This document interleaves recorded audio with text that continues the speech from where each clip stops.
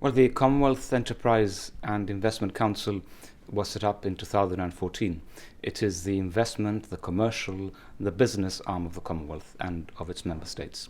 And we are taking this policy decision independent of Brexit to increase Gibraltar's connections and relationship with the different organisations and branches of the Commonwealth. So this is something which we are going to do anyway. But it has a Brexit dimension too, in the sense that it will open up new markets to Gibraltar, which are markets that we may not be accessing at the moment. There are 2.4 billion people in the Commonwealth.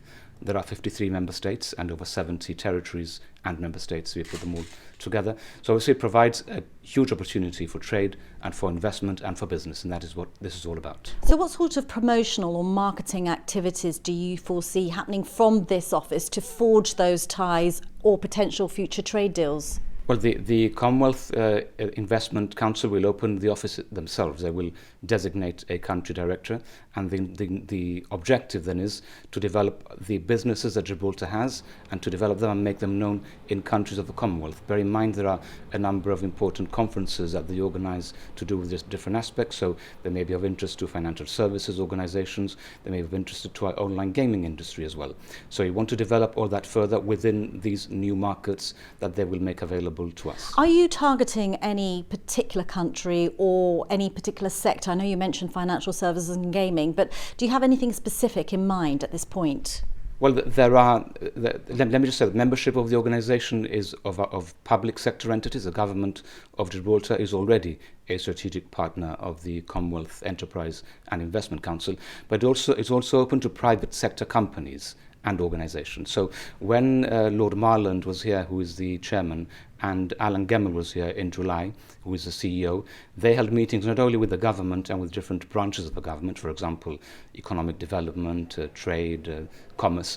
They also had meetings with private sector organisations and businesses which, in their judgment, might be interested in further trade with the Commonwealth.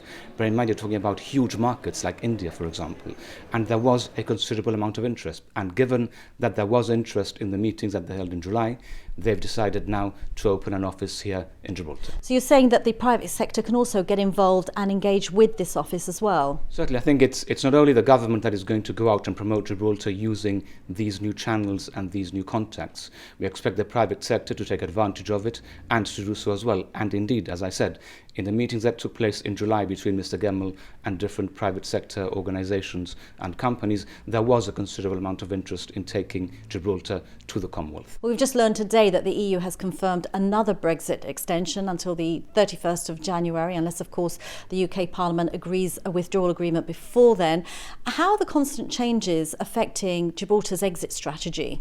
We are planning, and we've said this before, for different eventualities. So we are planning for a no-deal Brexit, and you've seen that today in the ferry testing that happened early this morning. We are planning also for Brexit with an agreement and with a withdrawal treaty, where we have already protected the position of Gibraltar with a protocol, the memoranda of understanding and the tax treaty.